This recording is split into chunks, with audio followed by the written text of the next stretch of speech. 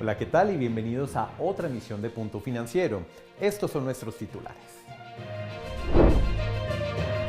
En esta edición hablaremos con Johan García, quien nos contará sobre la fluctuación del precio del oro y su relación con el escenario comercial en el mundo. En el mundo de las finanzas nos acompaña Germán Buenaventura, experto en finanzas internacionales, quien realizará un análisis sobre la desaceleración de la economía china. ¿Qué significa para América Latina? En la sección de Colombia Financiera, Sandra Romero, experta en finanzas, hablará acerca de cómo mejorar la liquidez en las empresas a través del factoring. Hoy en El Experto Responde nos acompaña Andrés Senior Herrera, director comercial nacional del Fondo Nacional de Garantías, quien conversó con Rocío Vargas sobre cómo las empresas y personas pueden beneficiarse con las garantías que ofrece esta entidad. Hoy en nuestra sección de finanzas personales hablaremos acerca del emprendimiento y las convocatorias de recursos que existen para los proyectos en el país. Today in Finance Insight we have an international student, Maria Gibadulova. She is currently an international student from Russia who will be explaining about the Russia without oil, how the country is trying to diversify its economy. Hoy en el recomendado les traemos los 25 CEOs colombianos que según la revista Forbes Colombia están a la vanguardia en transformación tecnológica de sus empresas. Bienvenidos.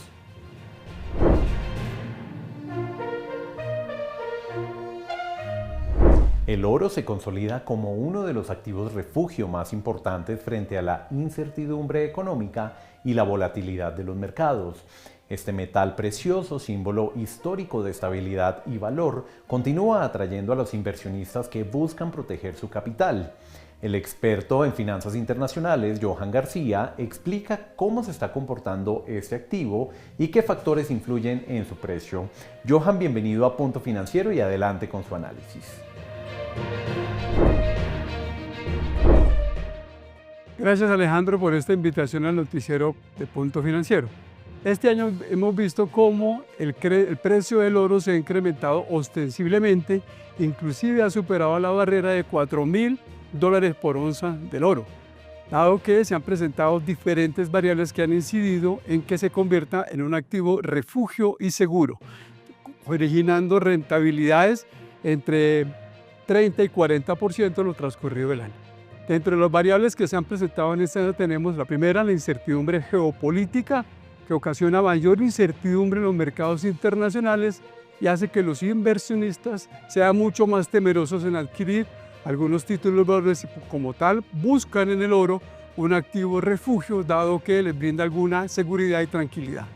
Otra de las variables que ha incidido para que se eleve este precio es que algunos países dentro de su política económica han considerado que los bancos centrales deben elevar las reservas de oro con el fin de diversificar el portafolio y no depender de pronto de otras monedas que puedan tener algún debilitamiento, mientras que el oro se considera un activo seguro.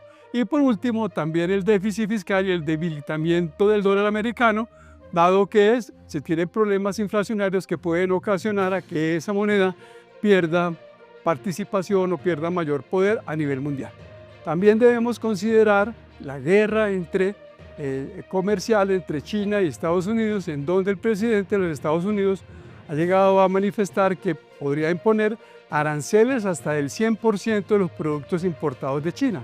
Eso claramente incide en los costos tanto para las empresas como para el consumidor final, que en última se traslada en una mayor inflación y eso ocasiona que los inversionistas no adquieran otros títulos que de pronto dependen de las tasas de interés y que éstas puedan verse impactadas o disminuidas por el efecto de una mayor inflación en los Estados Unidos.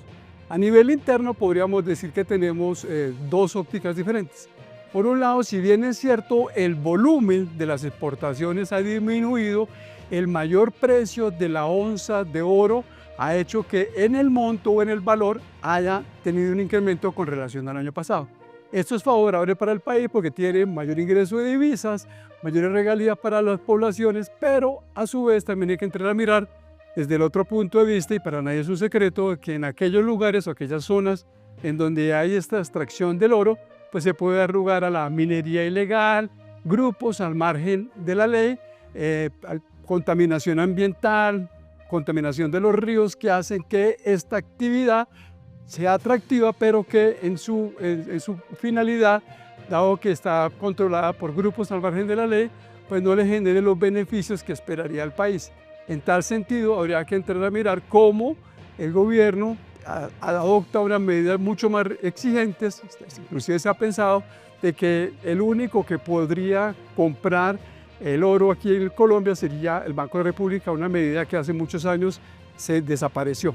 Pero esa podría ser una alternativa con el fin de evitar que esta minería ilegal tenga una alta participación en aquellas regiones en donde se extrae oro y que puede contaminar o que puede perjudicar inclusive a esa población o a esas zonas geográficas.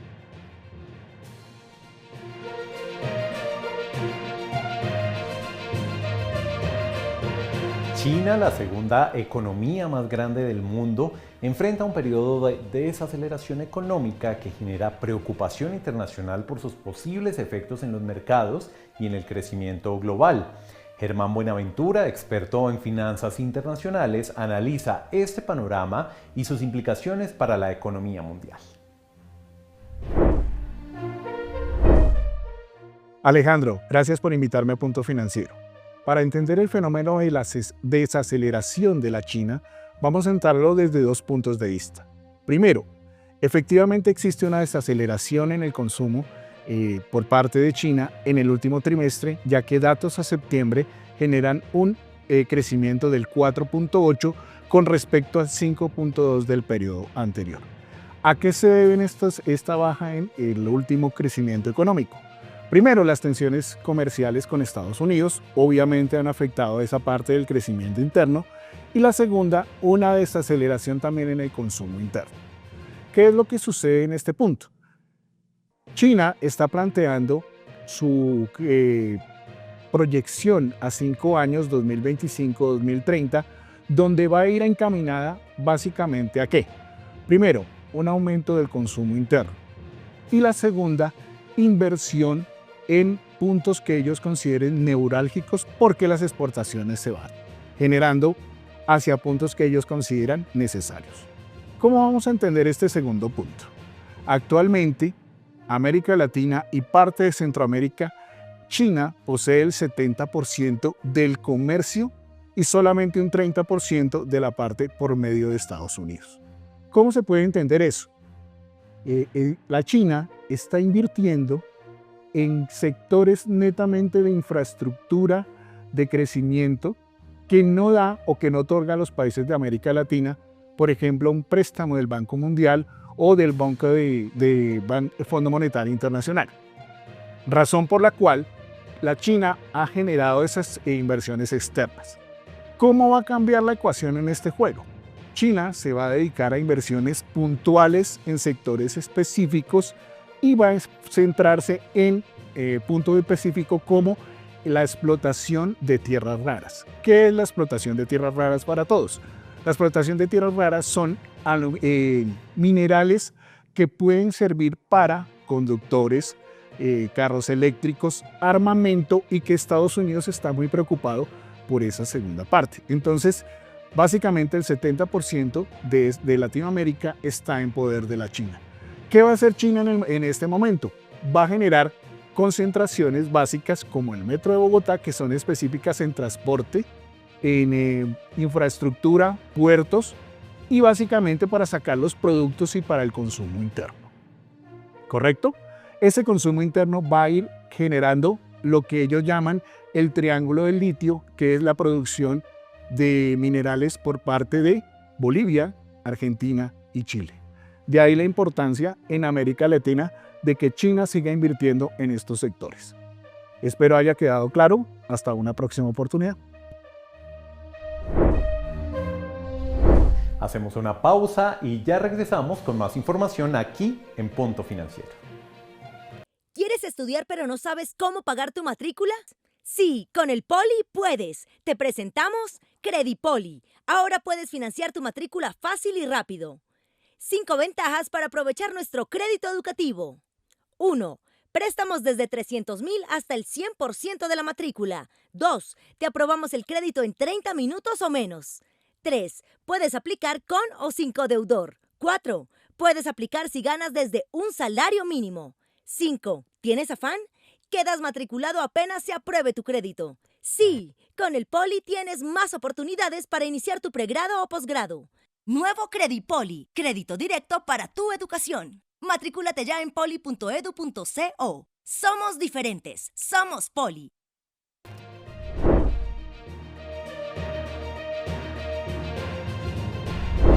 Gracias por continuar con nosotros en Punto Financiero.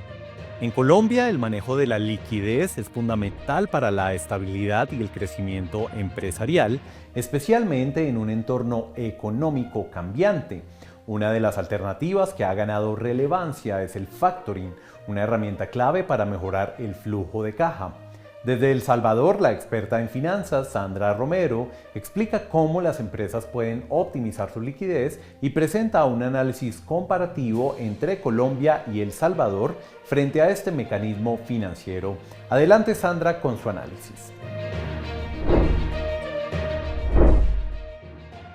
Mil gracias por la invitación, Alejandra, a Punto Financiero.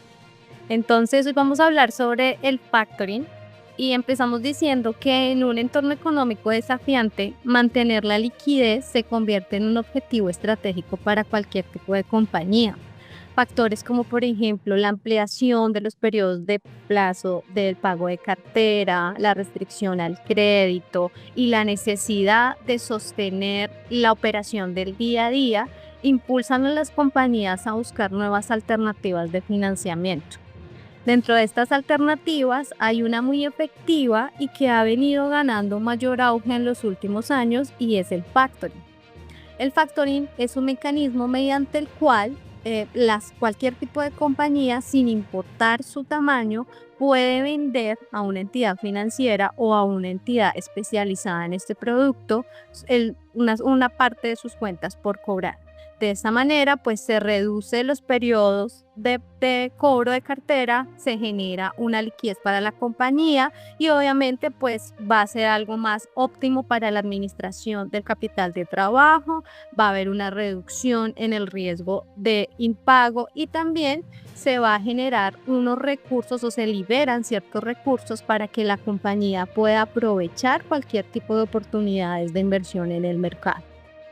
En Colombia, digamos que a nivel de Latinoamérica hemos avanzado un paso más adelante que otro tipo de países. Con la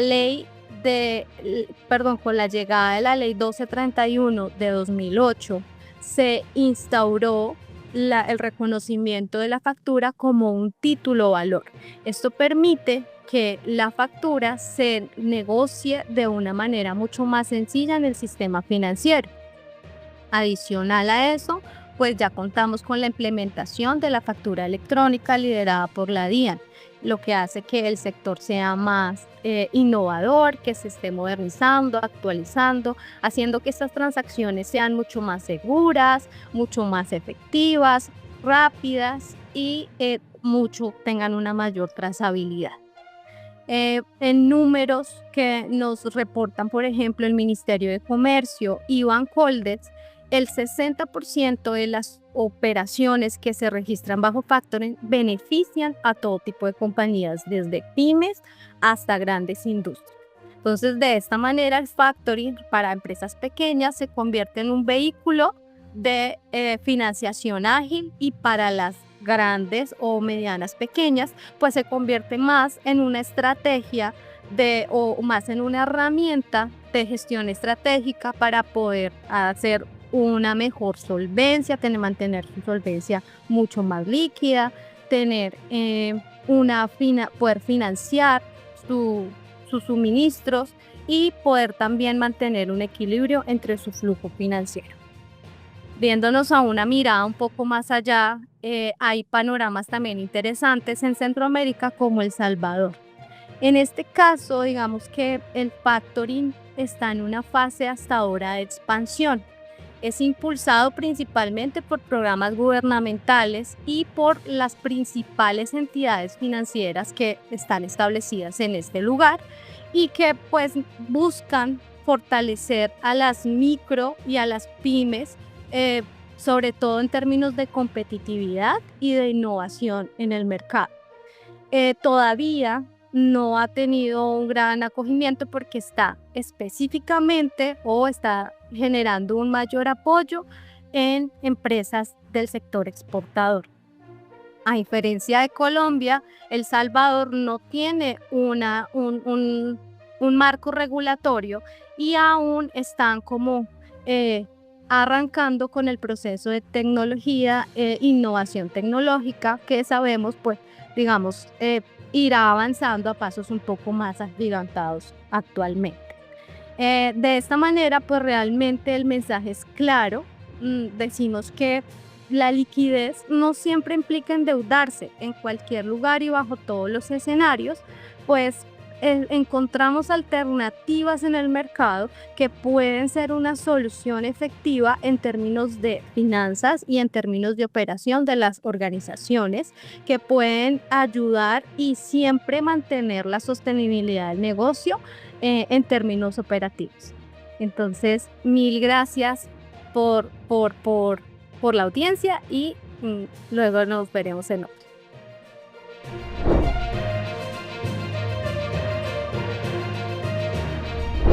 El Fondo Nacional de Garantías es una entidad del gobierno que respalda a personas y empresas que necesitan un impulso financiero para desarrollar sus proyectos. El director comercial nacional del fondo, Andrés Senior Herrera, conversó con Rocío Vargas y explicó el papel que cumple esta entidad dentro del sistema financiero colombiano. Hola a todos y bienvenidos a la sección del Experto Responde de Punto Financiero. Hoy tenemos un invitado muy especial, Andrés Senior Herrero, del Fondo Nacional de Garantías, nos acompaña.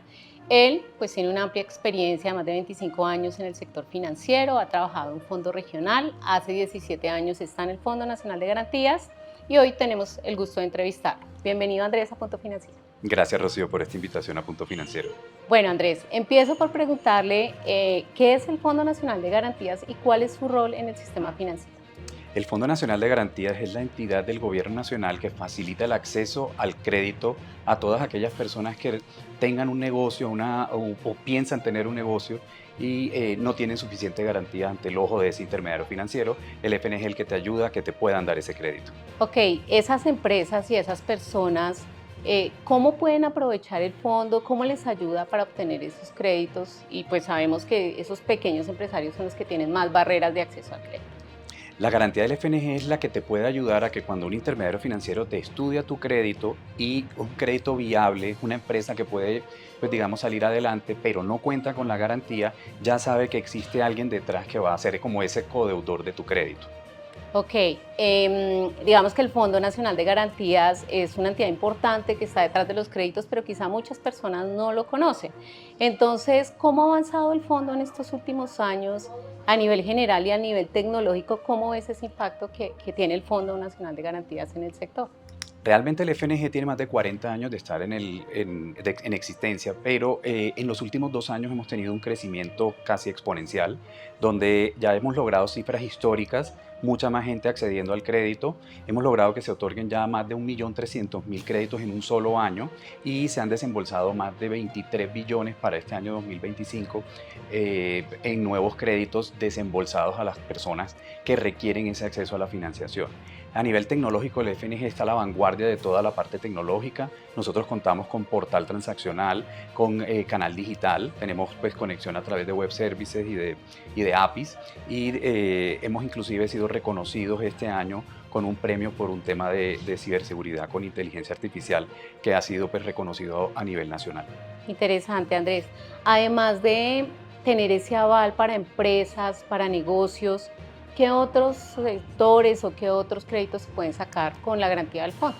Bueno, a nivel empresarial, para todos los sectores funciona la garantía del FNG. Nosotros estamos en todo sector, en el sector comercio, en el sector de industria, en construcción y adicionalmente en el sector agropecuario también estamos y también para todo lo que son temas de adquisición y mejoramiento de vivienda, en especial viviendas de interés social, y también tenemos toda la parte para ayudar a que puedan conseguir matrículas universitarias y acceder a educación.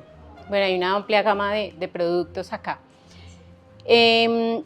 También, digamos que nos gustaría saber un poquito el rol del Fondo Nacional de Garantías y ese crecimiento que ha tenido en los últimos años, no solamente como garantía, como aval, sino en educación financiera. ¿Qué están haciendo en ese sentido? En educación financiera también hemos empezado a hacer ya desde hace un par de años unos pinitos, ya hemos ido cada vez creciendo más porque no es solamente obtener el crédito, es saber cómo pagar bien ese crédito, es poder manejar bien tus finanzas y de esa forma no solamente pagas bien tu crédito, sino que te abres la puerta para que sigas creciendo y te puedan dar nuevos créditos. Bueno, Andrés, muchísimas gracias. Y para terminar, quisiéramos que le dieras un consejo a esos empresarios, a esas personas que quieren acceder a un crédito quizá educativo para su vivienda. Pues, ¿qué tienen que hacer? ¿Cómo hacen para obtener ese fondo y a dónde tienen que ir? La verdad es que la garantía del FNG es una garantía de cero trámite. Ante nosotros no tienen que venir, no tienen que pedirla, no tienen que hacer nada. Simplemente diríjanse a su intermediario financiero de confianza y no solamente hablamos de bancos, el FNG trabaja prácticamente con toda la red de intermediarios que existen, cooperativas, fondos de empleados, fintech, inclusive empresas del sector de servicios que están haciendo financiamiento. A través de cualquier intermediario financiero simplemente es pedir la garantía y saben que el FNG va a apoyarlos y pueden contar con esa garantía. Bueno, Andrés, muchísimas gracias por tu tiempo y esperamos tenerte en otra oportunidad. Muchísimas gracias a ustedes. Hacemos una nueva pausa y ya regresamos con más información aquí en Punto Financiero. El Poli me dio la opción de doble carrera con matemáticas. Haz de cuenta que tú estás, no sé, 2, 3 años menos haciendo la doble carrera. Esto también implica dejar de pagar esos 2 años. Ese tiempo que te ahorras es tiempo que también puedes dedicarte a hacer algo más. Hola, mi nombre es Jimmy Giovanni Forero, tengo 22 años y estudio Ingeniería de Sistemas y actualmente estoy estudiando Matemáticas. Normalmente los contratadores son gente mayor. Llego, les digo, mira, yo ya tengo una carrera, estoy haciendo la doble, la estoy terminando. Se les nota la sorpresa en la cara porque un logro muy grande en tan poquito tiempo. Somos diferentes, somos Poli.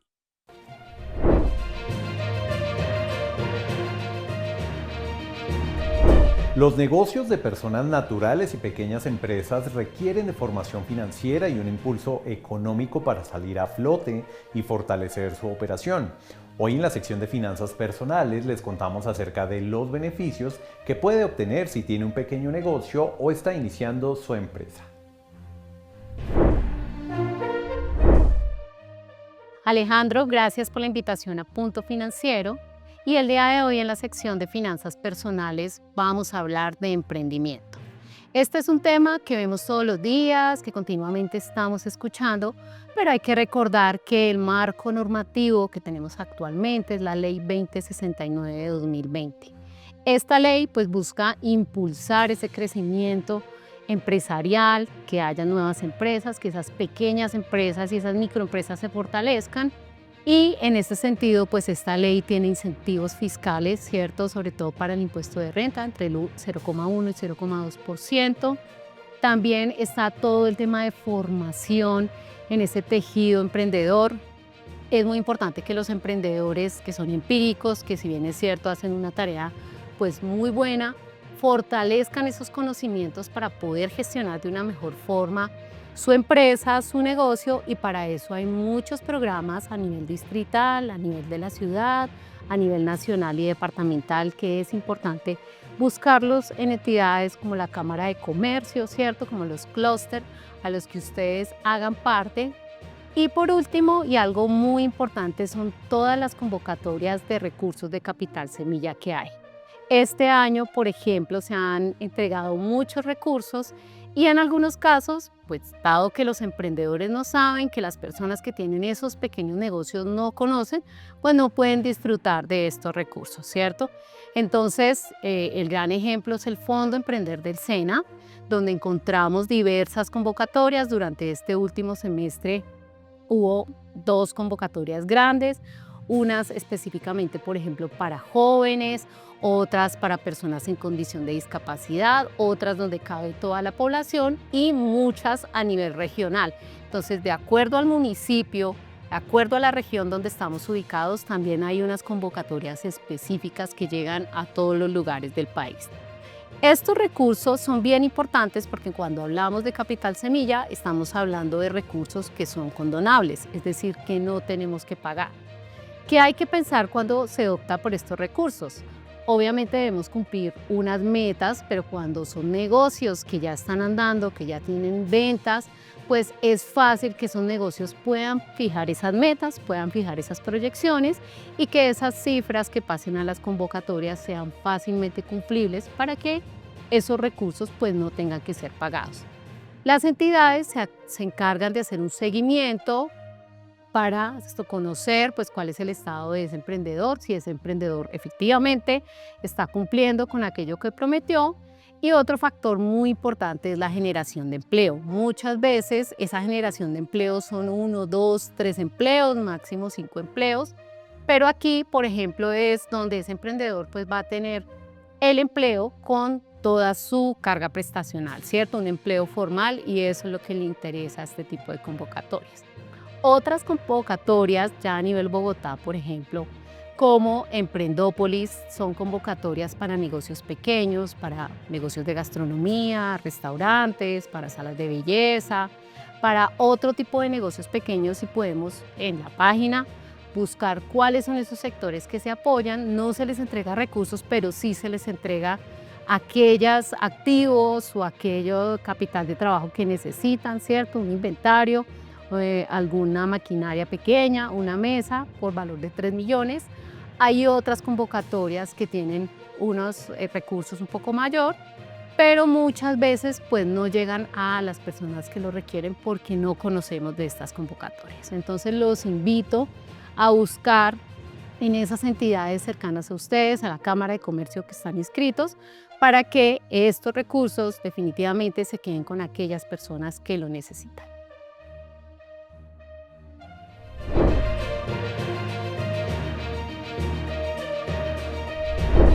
Today in Finance Inside, we are pleased to have Maria Givadulova, an international student from Russia. She explained how Russia is working to diversify its economy beyond oil as the country faces major economic and political challenges due to its dependence on energy exports. Maria, welcome, and go ahead with the information. For decades, Russia's economy depended heavily on oil and gas exports. These natural resources generated most of the country's income and government revenue. However, this strong dependence made Russia vulnerable to global oil price fluctuations and international sanctions. Since 2014, the Russian government has started to promote economic diversification, aiming to reduce its reliance on energy exports and to strengthen other productive sectors. One of the most successful examples is agriculture. Russia has become one of the world's leading exporters of wheat and sunflower oil. In fact, its exports grain reach many countries in Africa, the Middle East, and even in Latin America. At the same time, country is investing in technologies and innovations. Companies like Yandex or Kaspersky Lab show that Russia can be also a strong competitor in digital economy. The pharmaceutical and manufacturing industries have also received government support to produce more goods locally. The process of diversification is similar to what Colombia is trying to achieve. Just like Russia, Colombia has traditionally relied on exporting natural resources, especially oil and coffee. But nowadays, Colombia is promoting other sectors such as tourism, renewable energy, and agriculture with a higher added value. In conclusion, although oil remains a significant source of income, the Russia's experience demonstrates that diversifying the economy can make country more resilient, efficient, and competitive. Colombia, following the similar path, can draw valuable lessons from this transformation. Please don't forget to scan this QR code to practice your business English activities. Thank you, Alejandro, for invitation to Punto Financiero.